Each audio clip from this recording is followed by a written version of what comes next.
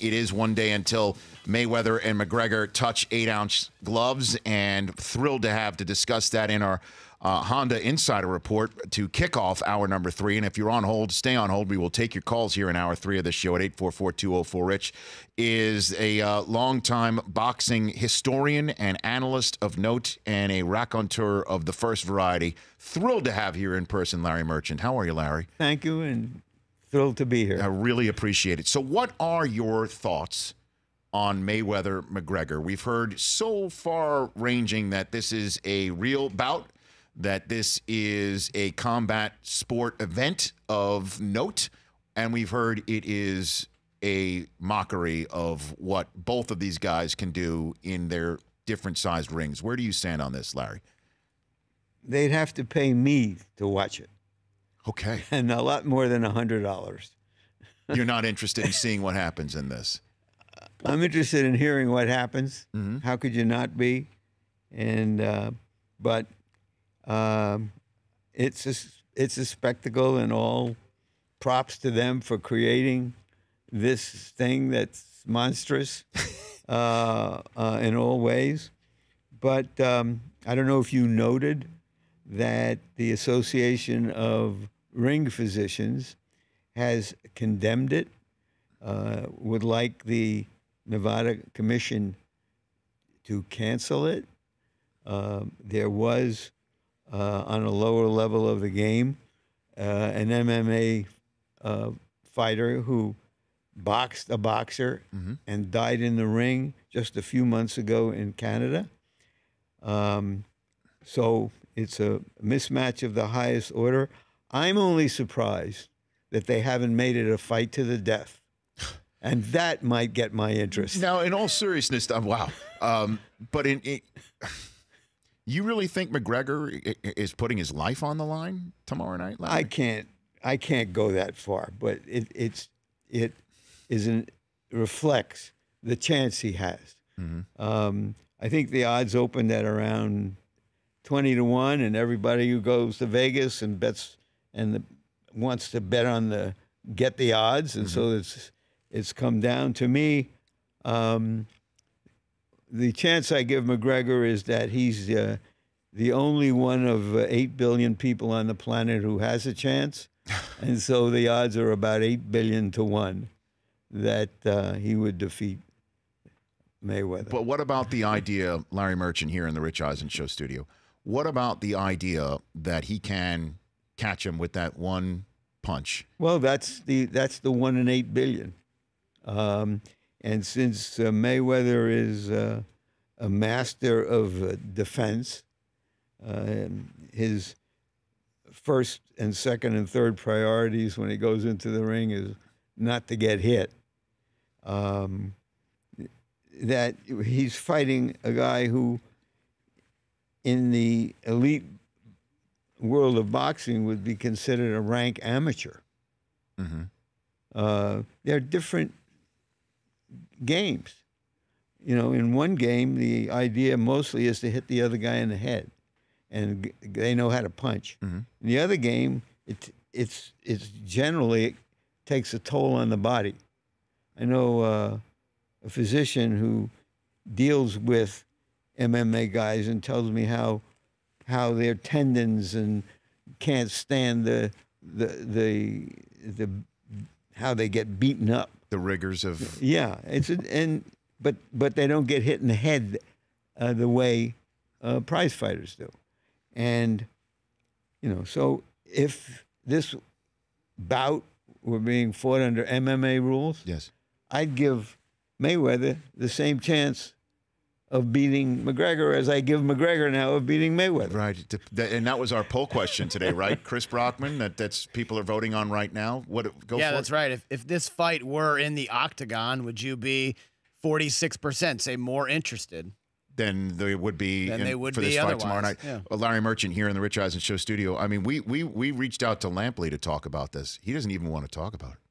He doesn't even want to talk about this fight. I mean,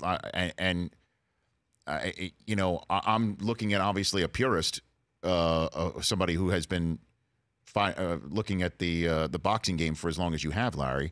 Does this at all equate to anything that you've seen before Mayweather and Oh, McGregor? this is an occasional movie I've seen before. Like what? What does this Well, remind you of?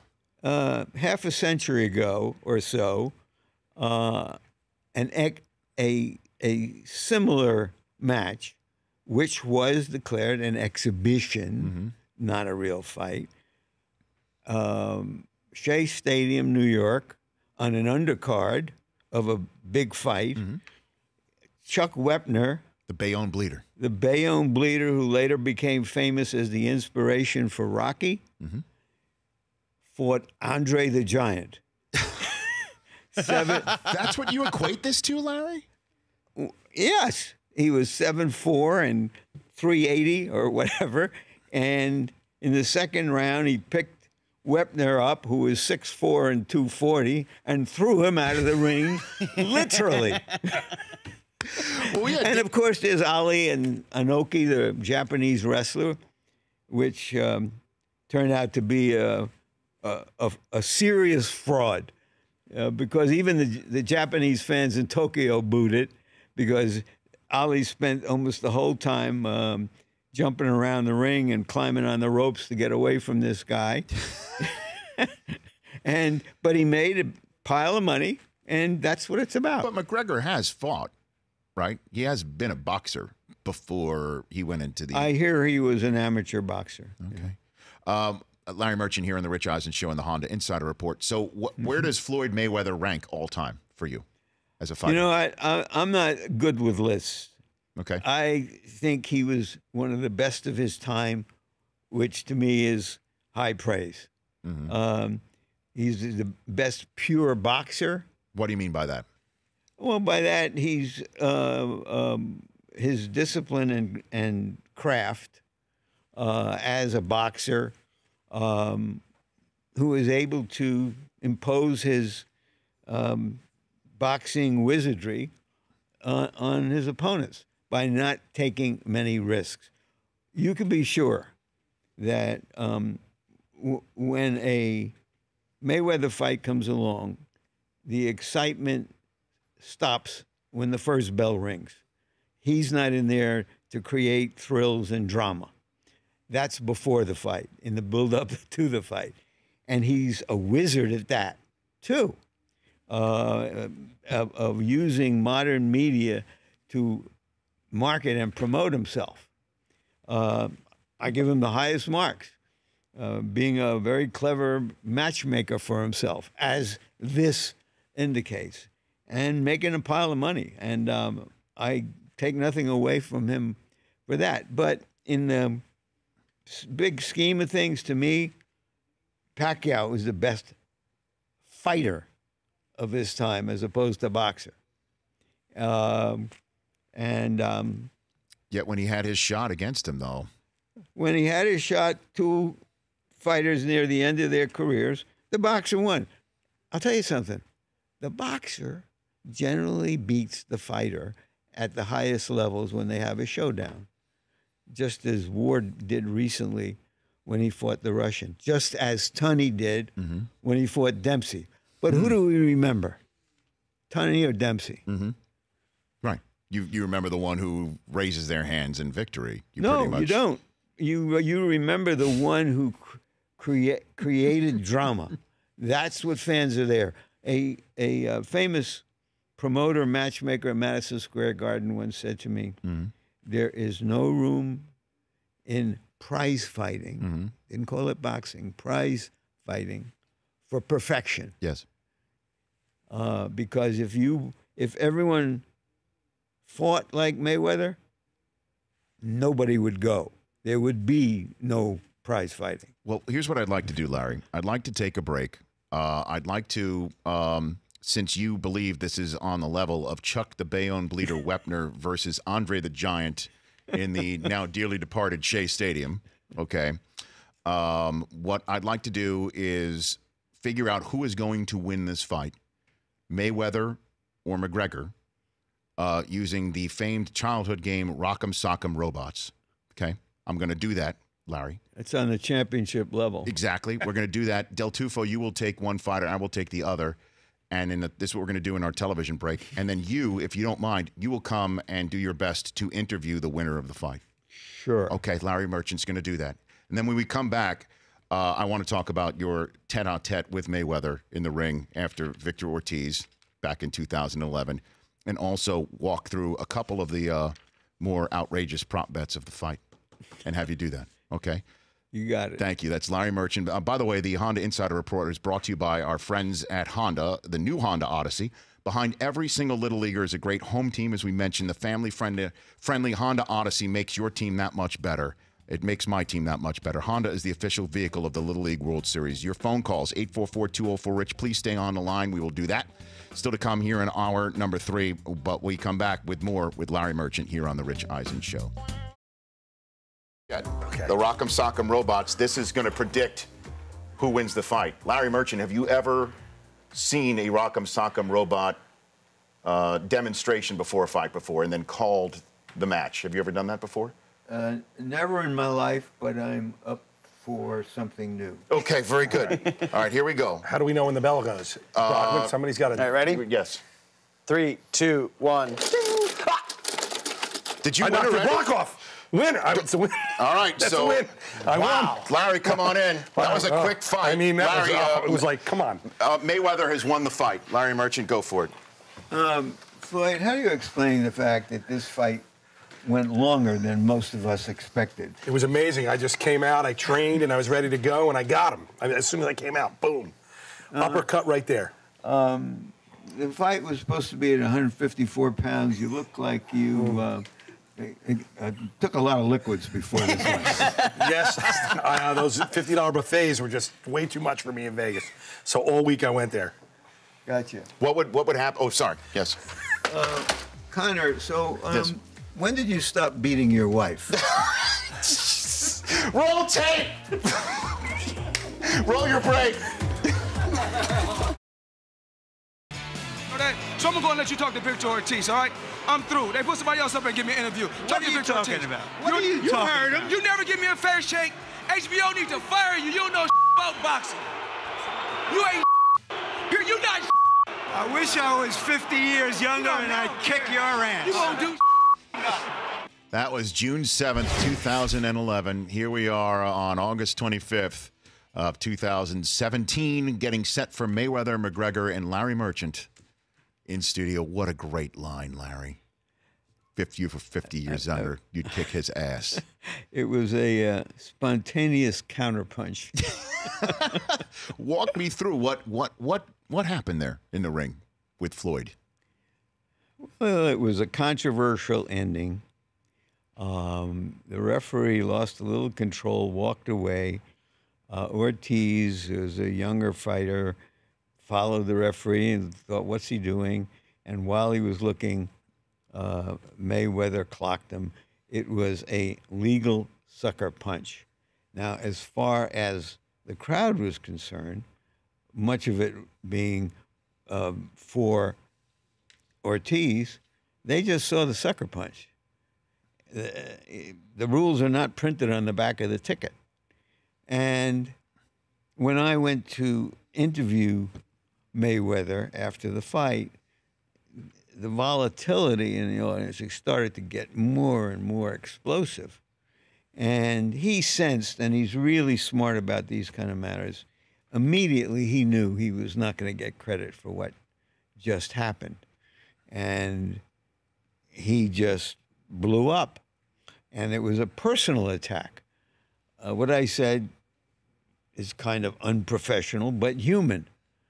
That if you were 50 years younger, you'd kick his ass. Well, I must tell you that back in my house, where my wife was watching with a friend, the conversation was all about whether I should have said, if I were 50 years younger, instead of if I was, which is not grammatically correct. Oh, I see. They had no problem with you wanting to step in the ring with Floyd. It was the grammar. It was nice. And as soon as I walked out of the ring, I knew this would be no lower than second in my paragraph of my obituary. And by the time I was able to fight through the crowd to get to dinner with with some friends, there were T-shirts on the internet, Merchant versus Mayweather. So it blew up. Do you have a did you get one of those T-shirts? No, somebody sent me a photo of one. I'm not a collector. Mm-hmm. So would you have been able to lay a glove on Mayweather better than McGregor?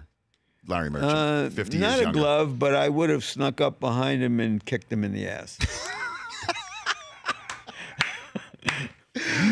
You are a crowd pleaser, Larry Merchant. That's for damn sure. And Mayweather, did he apologize to you? He later, at a fight or two later, he came up to me and he apologized, and I thanked him for it, and I told the viewers after that fight that he had done that, and I thought I was being gracious, but then I was told that in the press conference afterwards, he said that he showed he was more of a man than me. Oh, my gosh. So you guys are on good terms as we currently sit here, Larry. There is some Larry Merchant here on the Rich Eisen Show. There are some more outrageous prop bets I'd love to walk you through right now and see if you give your 2 cents on that. I'm ready to since hear again, it. you put this on the level of Andre the Giant versus Chuck the Bayonne Bleeder Webber. Or a Kardashian kind of show, famous for being famous, but no there. You're loving this over there, Brockman. I just love your facial expressions. That is perfect. Okay, so here we go. Mayweather-McGregor prop bets with Larry Merchant. Who will have more people with them during the fight walkout? Mayweather or McGregor? Larry Merchant. McGregor, because most of the fans are going in the hopes that somehow Mayweather gets his comeuppance. Okay. Do you think Bieber is going to be with Floyd Mayweather? What do you think? I heard they had a falling out, but as as an example of his cleverness, Yes. he would walk in with different kinds of rock stars and so on, and I understand that he paid some of them, and he got that this was good self-promotion, being identified with stars. Who's the best walkout you've ever seen? Whoa. I'm not sure. You know, to me, the best showman there ever was Ali. Yes. But coming to a fight, he was, you know, fairly normal in those moments. But I've seen some. You know, I love Pacquiao's walk-ins where he was smiling and loving everybody, and here he is, this kind of cerebral killer who's but I don't remember. Oh, well, of course, the one who turned the walk out into a art form Yes. was the British guy, Prince Nassim. Huh. And I remember it was Madison Square Garden, Kevin Kelly.